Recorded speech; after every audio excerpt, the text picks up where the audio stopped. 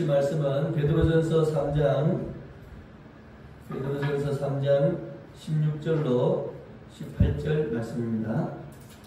베드로전서 3장 16절로 18절 우리 함께 말씀을 봉독하겠습니다. 선한 양식을 가져라. 이는 그리스도 안에 있는 너희의 선행을 욕하는 자들로 그가 하는 일에 부끄러움을 당하게 하려 하느라. 선을 행함으로 고난을 받는 것이 하나님의 뜻일진데 악을 행함으로 고난받는 것보다 나으니라. 그리스도께서 한 번의 죄를 위하여 죽으사 의인으로서 불의한 자를 대신하셨으니 이는 우리를 하나님 앞으로 인도하려 하시며 육체로는 죽임을 당하시고 영으로는 살리심을 받으셨으니. 아멘. 할렐루야. 성령으로 충만하시기를 바랍니다.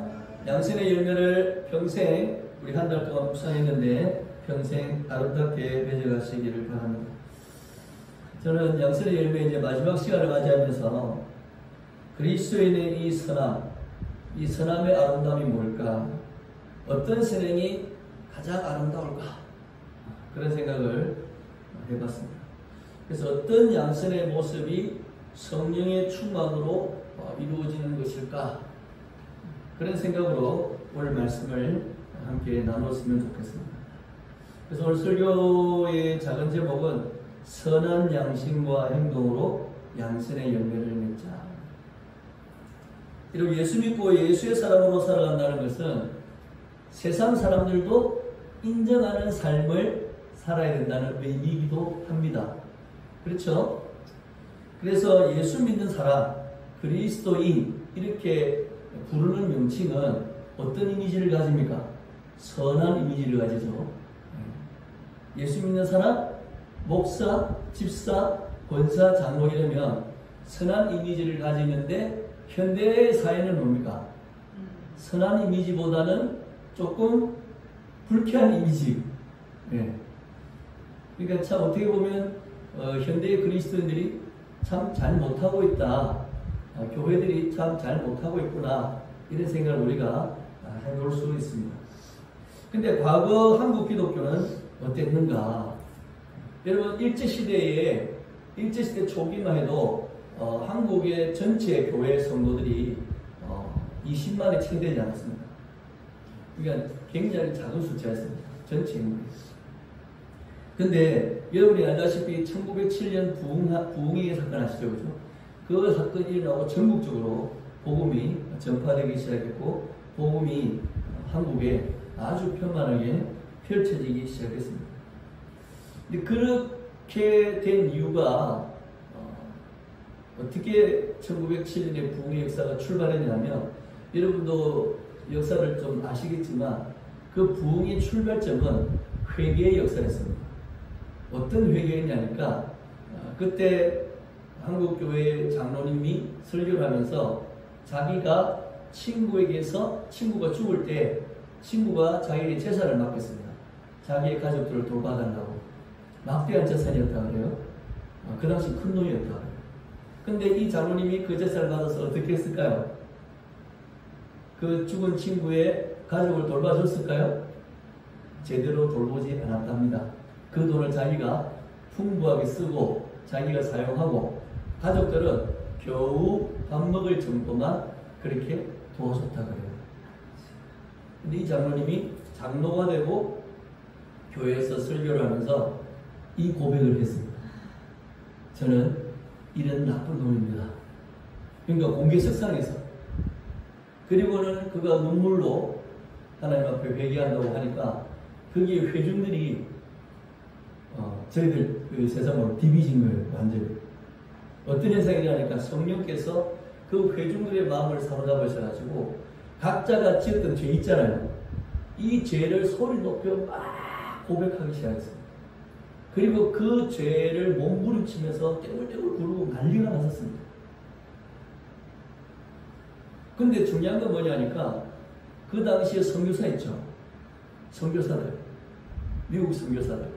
이런 선교사들은 한국의 조선 기독교인들하고 굉장히 좀 차이를 뒀답니다. 자기들은 선진 국가잖아요.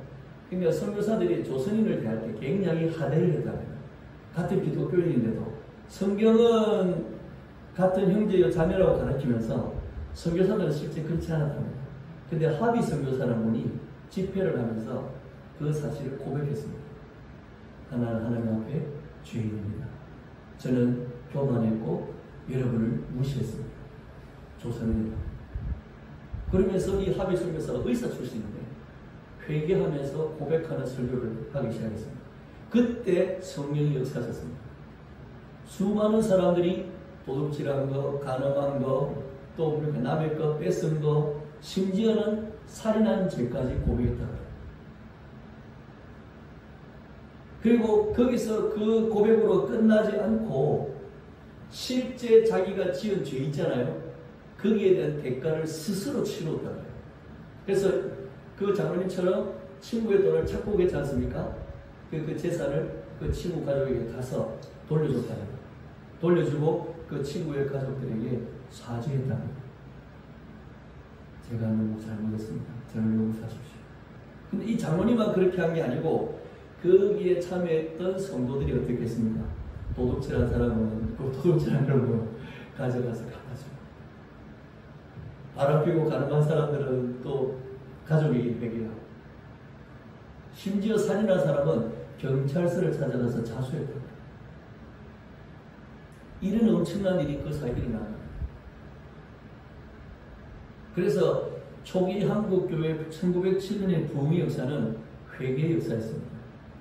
그리고 그 회개의 역사가 실천으로 이어지는 참된 선한 행실로 이어졌습니다. 그러니까 선한 양심이 바탕이 된 선한 행위가 한국교회 부흥의 출발점이었습니다. 그래서 일제시대 때에 그 혹독한 어려움 속에서도 한국교회는 이 성령의 체험을 통해서 부흥을 통해서 그 일제시대를 견뎌냈다고 해요. 그래서 일본 사람이 판결한 판결문에 어떤 게 있냐니까 정인의 정언이 효력을 발휘하는데 그 여자분이었다고 그래요. 근데 그 여자분이 정언을 했는데 판사가 그 정언을 증거로, 확실한 증거로 인정했다고 해요. 인정한 이유가 뭐냐니까 그는 그리스도인이다. 이 여인은 그리스도인이다. 그러므로 이 여인의 증거는 진실이다.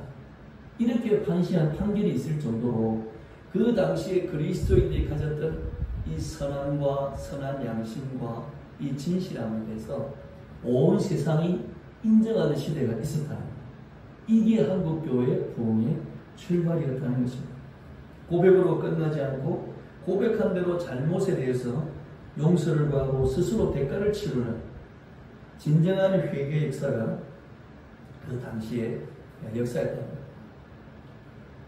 이런 선한 양심으로부터 출발하는 이 선행의 삶, 저는 이게 우리가 맺어야 될 양선의 열매의 가장 중요한 출발이고 중심이 되어야 되지 않겠나, 그런 생각을 해봅니다.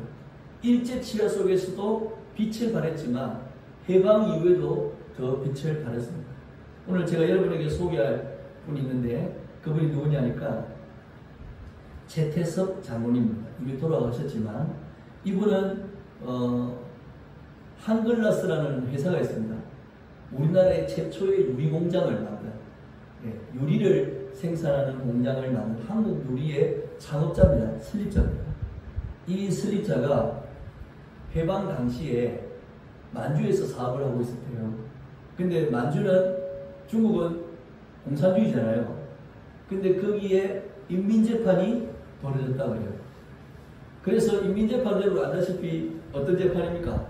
사람 불러다 놓고, 특히 공산주의는 부르주아, 그 당시 부자들, 토지주들 모아놓고는 사람들에게 묻는다는 거예요. 이 사람이 어떤 사람입니까? 이놈은 돈만 밝히면 나쁜 놈입니다. 부르주아입니다. 죽여야 됩니다. 그러면 어떻게 해요? 죽이는 거예요. 그게 인민재판입니다. 근데 여기에 이 최태섭 장로님도 회사의 사장이잖아요. 그러니까 이 사람도 불려갔대요. 끌려갔대요. 그리고 앞에서 사람들이 뭔가 죽는 거예요. 인민재판 딱 끝나고 나면. 다음에 이제 자기 차례가 온 거예요.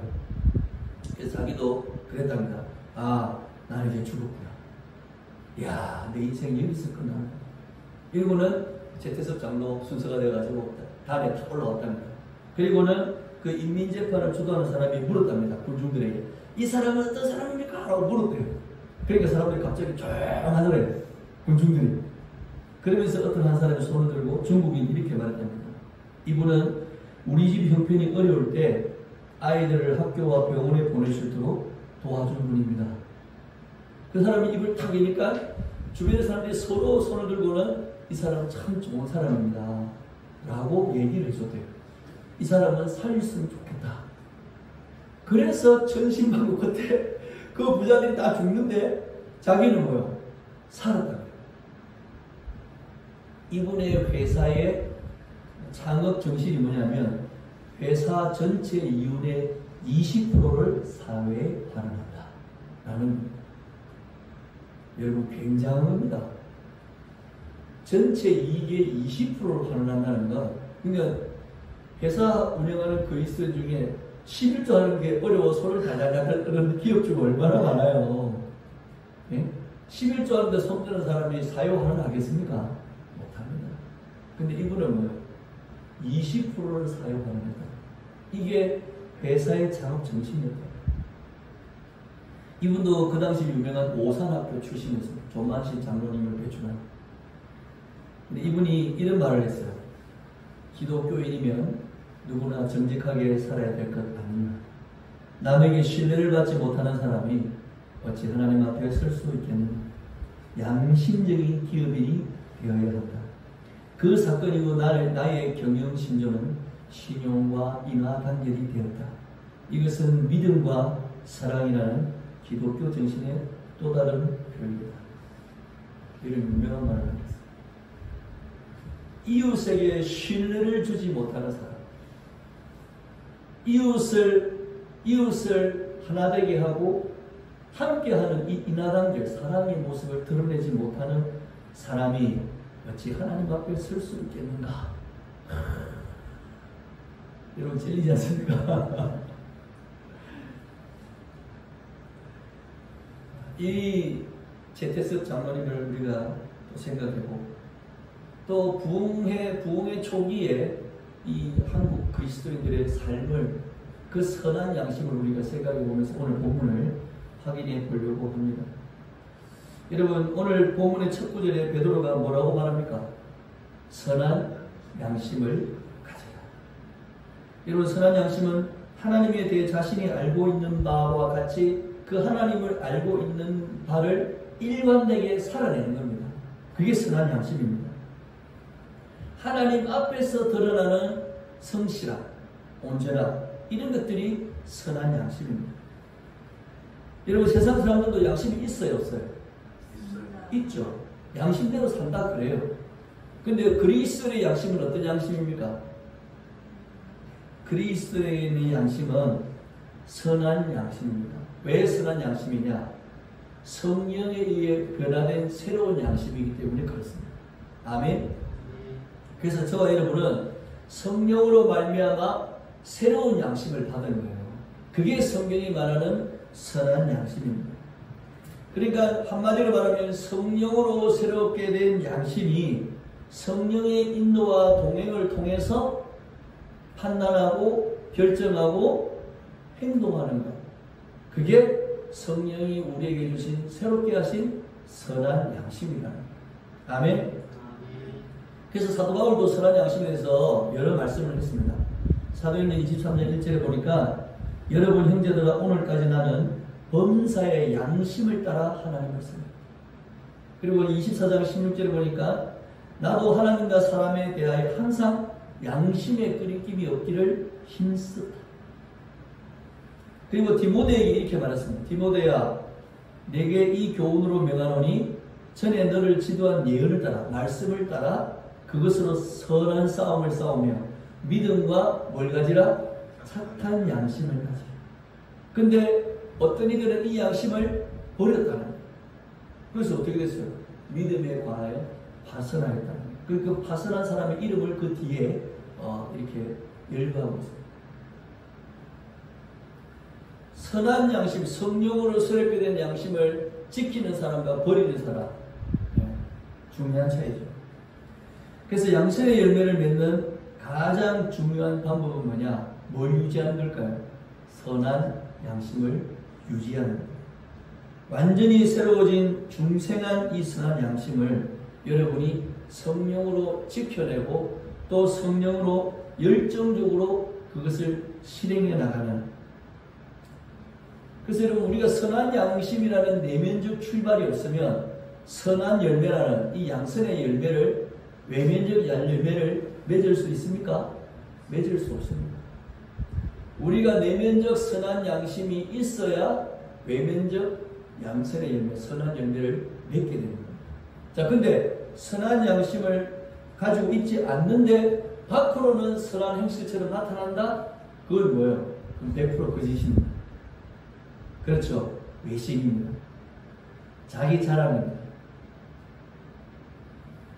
그러면 우리가 어떻게 이 선한 양심을 지켜낼 수 있는가? 어떻게 하면 성령의 충만한 마음으로 모든 상황을 분별하고 판단하고 결정할 수 있는가? 그래서 당시에 베드로가 편지를 쓴 것을 우리가 이제 보겠는데, 여러분, 베드로가 편지 쓸 때 예수님이 승천하시고 거의 30년이 지난 뒤였습니다. 베드로도 늙었죠. 근데 그때 어떤 현상이 일어나냐면, 이 예수교가 전파되면서 로마의 황제들이 그리스도인들을 핍박하기 시작했습니다. 여러분, 네로 황제 아시죠? 그죠? 네. 로마를 불태웠다. 그 이후로 대단했습니다. 당시 로마 황제들은 그리스도인들의 믿음을 말살하는 데에 아주 집중했다고 해요. 그래서 로마의 역사가 타키투스라는 분이 이렇게 말했다는 거예요. 죽음에 처하는 것은 차지하고 그리스도인들은 강제로 쾌락을 주는 대상이 되었다. 짐승의 가죽이 입혀진 그들은 들개들에게 찢겨 죽임을 당했다. 어떤 사람들은 십자가에서 처형되었고 또 어떤 사람들은 밤을 밝히기 위해 화형에 처해졌다. 여러분, 짐승의 가죽을 입혔다는 말이 뭔지 아세요? 양의 털을 입힙니다. 사람들에게. 그러면 개들이 또 호랑이나 사자들이 그 양의 털을 입힌 사람을 보고 뭐로 착각한단 말이에요? 양으로 착각합니다. 그리고 양을 잡아먹기 위해서 공격을 해서 사람을 죽이는 그런 사형법을 채택했다는 겁니다.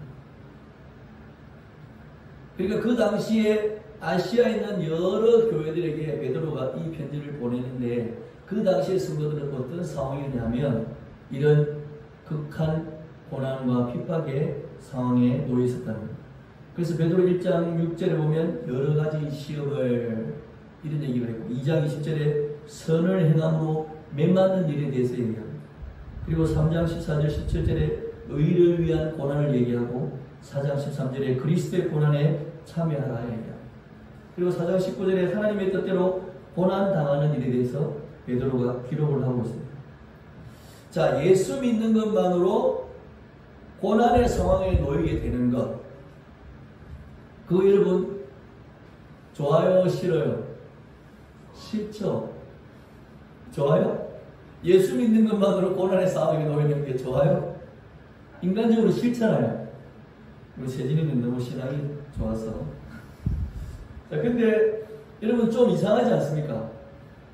예수를 믿고 구원을 얻어 영생을 얻는 이 놀라운 기쁜 소식, 복음을 들었는데 그들에게 어떤 상황이 주어졌다고요? 죽음과 핍박과 고난이 주어졌다는 거예요. 근데 베드로가 이 핍박과 고난이 주어진 성도들에게 무슨 얘기를 하고 있습니까? 뭘 가지라고? 선한 양심을 가지라고 말하는 거예요. 여러분, 이거 좀 앞뒤가 맞지 않잖아요. 제가 글을 좀 만들었습니다.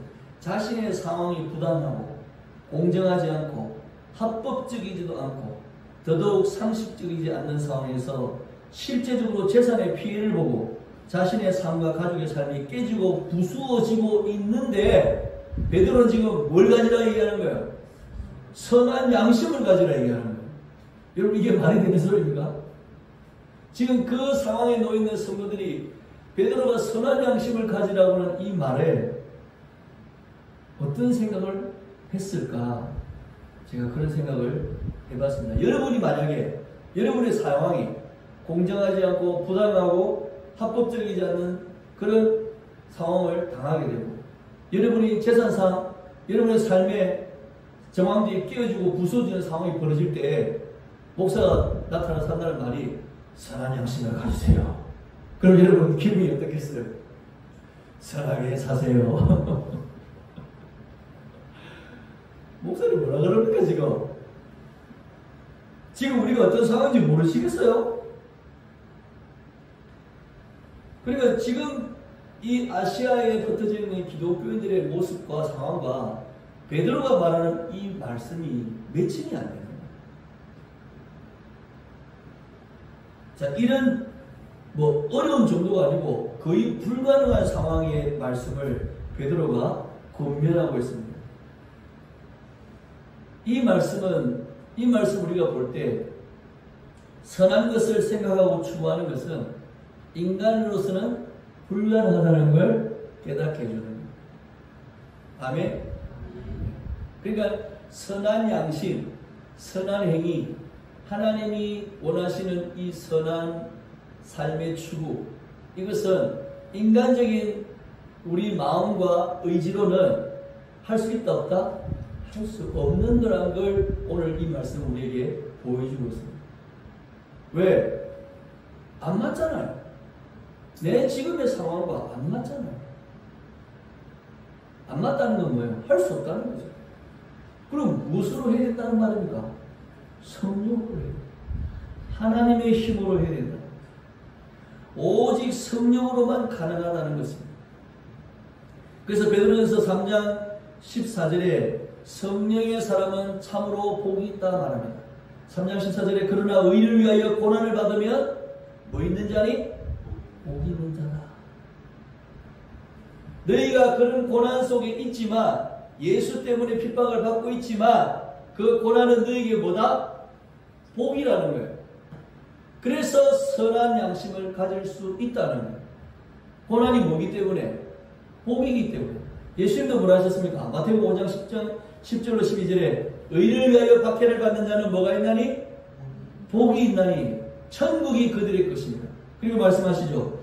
예수로 말미암아 너희를 욕하고 박해하고 거짓으로 너희를 거슬려 모든 악한 말을 할 때에 너희에게 복이 있나니 뭐하라?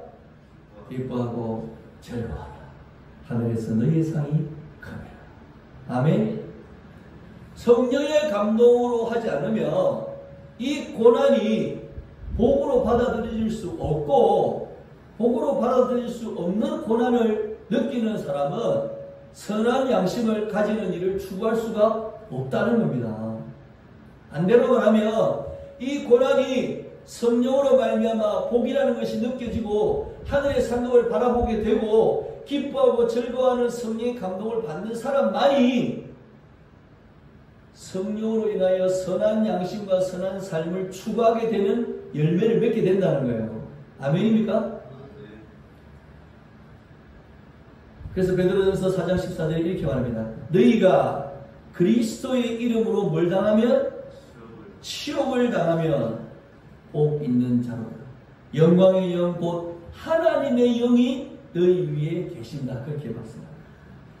여러분, 예수로 인하여 우리가 부당하고 공정하지 못하고 합법적이지 못한 어려움에 처하고 우리의 실제적인 재산과 삶과 생명과 육체의 고난과 피해를 받게 될 때에 그것이 하나님 나에게는 뭐다? 복입니다. 예수님 때문에 이런 일을 당하는 건 복입니다. 하나님 감사합니다. 나에게 이런 복을 주시니 감사합니다. 하늘의 상급을 기대합니다. 이런 은혜를 누리시기를 축복합니다. 제가 이제 고향교회에서 주일학교 교사를 할 때 초등학교 6학년 학생이 있었어요. 이름이 문경입니다. 이 문경이 학생이 자매 3명이 교회를 다니는데 위에 2명의 언니가 있고 자기가 막내입니다. 이 학생이 정말 똑똑했어요. 여러분 경북대 알죠? 이 대구 경북대 나왔어요. 시골에서 공부 잘했습니다. 교회도 정말 열심히 다녔습니다. 근데 이 친구가 문제가 뭐냐니까 이 세 자매가 주일날 교회 나오는 게 어렵습니다. 왜? 부모님들이 예수를 안 믿기 때문에 그렇습니다. 근데 이 친구가 한 날 주일날 와가지고 선생님 이러면서 막 저한테 얘기하는 거예요. 눈이 크거든요. 동그란 눈을 뜨고 저를 보면서 선생님 이러면서 자기가 저번 주일날 집에를 갔대요. 예배를 마치고 교회 예배를 마치고 집으로 갔는데 마당이 이렇게 있습니다. 근데 마당이 흙마당입니다. 흙마당에 여러분 시골에 보면 이 돌을 이렇게 놔가지고 돌다리를 놔서 이렇게 거실로 뭡니까? 시골집에 그거 뭐라 그러죠? 마루까지 도달하게 되는 그런 집입니다. 근데 이 경위가 주일날 저녁에 오후에 마치고 집에 가는데 비가 막 오고 있었어요. 그래서 막 급하게 우산 안 가지고 급하게 뛰어가지고 집에 가가지고 이제 딱 들어가려고 그러는데 아빠가 대문에 들어서 경위를 보고 하는 말이 들어오지 말고 무릎 꿇고 있어! 하고 가음을 지르는 거예요. 어디에 허락도 없이 교회를 갔다는 근데 얘가 그 아빠의 말을 안 받아들이고 그냥 들어갈 수도 있잖아요. 근데 아빠가 막 소리 지르니까 얘가 그 마당에 흙바닥에 비가 와가지고 철벅철벅한데 무릎을 꿇고 비를 맞았대요. 근데 얘가 그 얘기를 나한테 하면서 씩 웃으면서 저를 쳐다보면서 그러는 거예요. 선생님, 제가 그때요 마음이 얼마나 기쁜지 몰라요. 그러는 거예요. 저도 예수를 믿고 중학교 2학년 때 예수를 믿고 교회를 다녔는데 저희 집안은 뭡니까? 불교 집안이었죠. 유교 집안이고. 그래서 저는 주일날 집에 갈 때마다 그걸 기도를 했어요. 하나님 오늘 집에 가면 핍박을 많이 안 받게 해달라고 기도를 하고 그렇게 집에 갔는데 제가 알죠 그 심정을. 근데 그 6학년 학생이 그 흙바닥에 무릎을 꿇고 비를 맞으면서 느꼈던 이 성령의 희열, 그 기쁨을 나를 탁 쳐다보면서 그 조그만 애가 막 기뻐서 설명하고 와, 내가 그 얘기 듣는데 참 성령이 아니면 주실 수 없는 기쁨, 고난이 나에게 복이. 여러분 초등학교 6학년이 누렸던 이 기쁨을 여러분 누리시길 축복합니다. 그리고 또 하나의 가르침이 있습니다. 17절에 보니까 고난을 받는 것이 하나님의 뜻이다. 17절 보니까 마지막 부분에 너희가 악을 행함으로 고난받는 것이 고난받는 것보다 낫다는 거예요. 선을 행함으로 고난을 받는 것이 악을 행함으로 고난을 받는 것보다 낫다는 거예요. 이 낫다는 표현이 무슨 말이냐니까 고난 안 받는 사람보다 고난 받는 사람이 좀 더 우월하다 이런 의미가 아니고 너희가 선을 인하여 고난을 받는 것이 얼마나 하나님 앞에 아름다운 열매인가 그 말입니다. 여러분 고난 당할 때 이건 하나님의 뜻이야 이렇게 받아들이는 경우가 좀 어렵죠. 내 어려움이 있어요.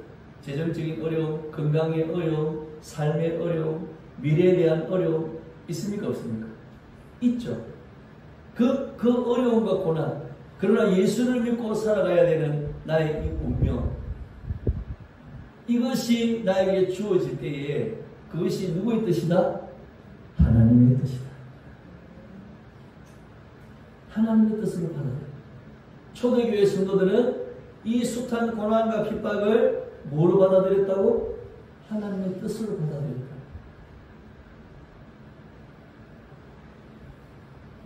우리가 고난받을 때 이게 하나님의 뜻이라고? 그러면 뭐 어쩔 수 없네. 뭐 그냥 받아야 되네. 뭐 어쩌겠나 뭐. 고난받지 뭐.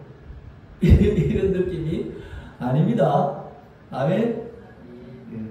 그냥 맹목적으로 주어졌으니까 감당해야지 이게 아니고 하나님의 선하신 섭리로 이 상황이 벌어지고 있다고 받아들이고 믿는 거예요. 그래서 여러분, 초대교회 성도들이 고난받을 때에 화형을 당하는 자리, 고난을 당하는 사자에게 먹히는 자리, 또 목에 매이는 자리, 십자가 체험받을 때 성도들이 뭘 했어요? 찬송을 불렀다는 기록이 많이 있습니다. 왜 그랬을까요? 하나님의 선하신 섭리로 받아들인 거예요. 이 고난의 상황. 이건 뭡니까? 성령으로 아니면 되지가 않습니다. 어떤 분들이 저한테 그랬어요. 목사님, 정말 예수님 오시기 전에 큰 핍박이 일어날 때에 내 목에 칼을 대고 총을 대고 이 예수 믿을래 안 믿을래 이렇게 말했을 때 제가 과연 저는 예수를 믿겠습니다 이러면서 장렬히 죽을 수 있을까요? 목사님, 나 그때 겁나서 못 죽을 것 같아요. 예수 믿는다고 말 못할 것 같아요. 막 그렇게. 그래서 제가 그랬죠. 순교도 성령으로 감동될 때 가능한 거다. 성령이 하시게 해야 순교도 하는 거다. 성령이 하게 안 하시면, 여러분, 순교자들 중에 순교를 아름답게 하시는 분도 있지만 예수 부인하고 뭡니까? 그 당시의 상황을 모면한 성도도 많이 있습니다. 성령께서 하시는 겁니다. 아멘. 하나님의 그 놀랍고 크신 섭리가 우리 가운데 나타나고, 아, 이게 하나님의 뜻이구나, 이걸 받아들이는 믿음이 성도의 믿음입니다. 그래서 로마서 8장 28절에 뭐라고 그랬습니까? 여러분 잘 아시죠? 하나님을 사랑하는 자, 그의 뜻대로 부르심을 입은 자들에게는 모든 것이 합력하여 뭘 이룬다? 선을 이룬다. 스데반은 돌에 맞아 처참하게 죽었지만 이 스데반의 죽음을 인해서 순교로 인해서 어떤 현상이 벌어졌습니까? 온 예루살렘 교회가 예루살렘에만 모여서 자기들끼리 잘 먹고 잘 사는 그런 교회가 아니라 전 세계로 흩어지는 교회가 되었습니다. 그리고 스데반의 옷을 맡았던 이 사울이 뭐가 됐습니까? 이방인의 사도요, 하나님의 사랑하는 복음 전파자 사도 바울이 됐습니다. 모든 것이 합력하여 선을 이룬다고 하셨습니다. 누구에게? 그의 뜻대로 부르심을 받은 자에게. 여러분, 하나님의 뜻대로 우리가 부르심 받았습니다. 그러므로 하나님의 뜻대로 고난을 받는 것입니다. 그리고 그 뜻대로 고난받는 자에게 하나님의 선이 이루어진다는 거예요. 여러분, 욥의 고백을 아시죠? 욥이 뭐라 그랬습니까? 내가 적신으로 왔고 적신으로 돌아갈 자, 알몸으로 왔고 알몸으로 돌아갈 것이다. 주시니도 여호와시다, 취하시니도 여호와시다. 여호와의 이름이 찬송을 받으실지니라. 아멘. 욥도 하나님의 뜻을 받아들였습니다. 물론 하나님 앞에 항변을 많이 했지만, 그러나 하나님을 거부한 게 아니잖아요. 저와 여러분에게 많은 고난이 있을 수 있습니다. 욥도 그랬고 요셉도 그랬습니다. 많은 이들이 고난의 삶 속에서도 여전히 하나님의 뜻이 우리 가운데 있는 걸 잊지 않았습니다. 그래서 하나님은 결국 모든 것이 합력하여 뭘 이루셨습니까? 선을 이루어 주셨습니다. 우리에게도 그 선이 이루어질 줄 믿습니다. 베드로는 고난 중에서도 선한 양심을 추구하라고 명령했습니다. 그리고 그것이 복이라고 말씀했습니다. 하나님의 위대한 섭리 가운데 우리에게 주어지는 더 나은 열매다, 그렇게 강조했습니다. 그리고 18절에 결론을 내고 있습니다. 18절에 우리 같이 읽겠습니다. 그리스도께서 단번에 죄를 위하여 죽으사 죄를 대신하였으니 이는 우리를 하나님 앞으로 인도하려 하심이라. 육체로는 죽임을 당하시고 영으로는 살리심을 받으셨다. 그리스도께서 단번에 죄를 위하여 죽으시고 의인으로서 불의한 자를 대신했다는 거예요. 죄를 위하여 죽었다는 거예요. 이 죄를 위하여 죽었다는 거예요. 이 말을 공동번역에 좀 쉽게 번역했습니다. 같이 읽어볼까요? 그리스도께서도 여러분의 죄 때문에 죽으셨습니다.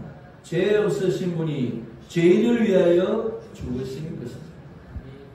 여러분, 예수님이 당하신 이 고난, 이 죽음, 여러분, 이것만큼 부당하고 공정하지 못하고 상식적이지 않고 합법적이지 않는 실제적인 몸의 피해와 생명을 잃는 이 생명과 삶이 산산이 끼어지고 부서지는 일을 당한 이 예수님.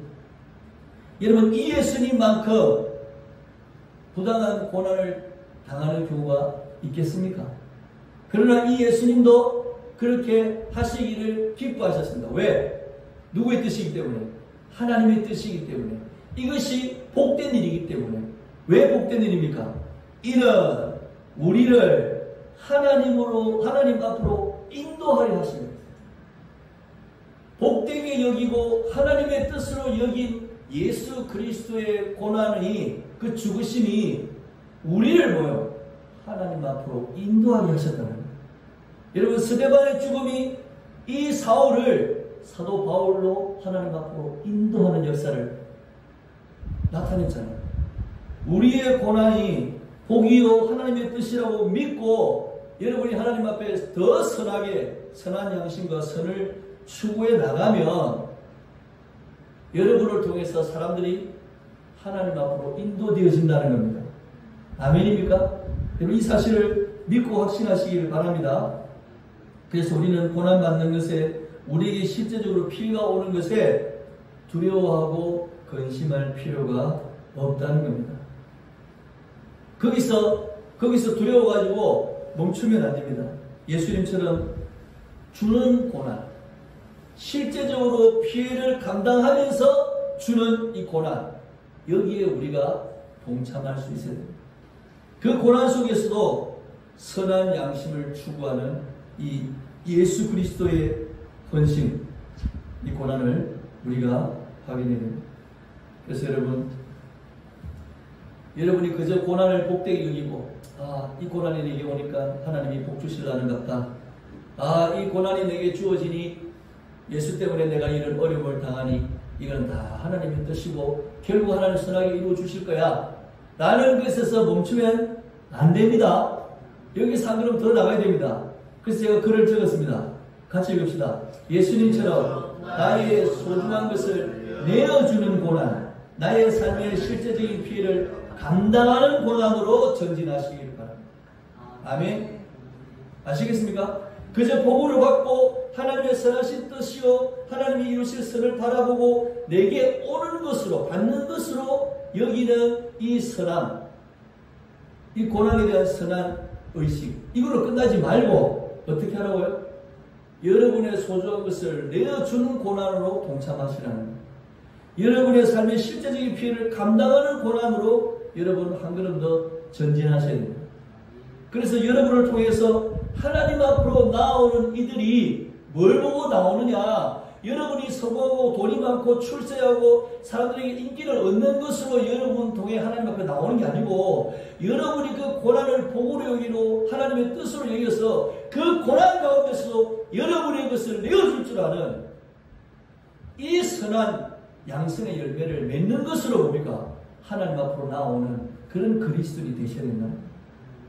이게 우리가 양성의 열매를 마지막으로 결론 지으면서 함께 나누는 은혜입니다. 그리스도의 십자가와 그 고난을 기쁨으로 누리셨던 예수님, 그 십자가를 맞이할 때 예수님이 가졌던 심정이 여러분 고통이 아니었습니다. 고통이 아니었습니다. 더 내어주고 더 감당하는 이 기쁨, 희열, 그걸 예수님이 십자가상에서 느끼셨다. 저와 여러분이 그것을 느끼시기를 축복합니다. 그 십자가 위에서 느끼셨던 이 예수님의 위대한 희열, 그 초등학교 6학년이 느꼈던 그 성령의 희열, 그것을 저와 여러분이 누리시고 경험하시면서 여러분의 마음도 선한 양심으로 충만하고 여러분의 삶도 선한 열매로 실제적으로 사람들에게 드러나서 여러분을 통해서 하나님 앞으로 나오는 영혼이 많아지기를 예수님의 이름으로 축복합니다.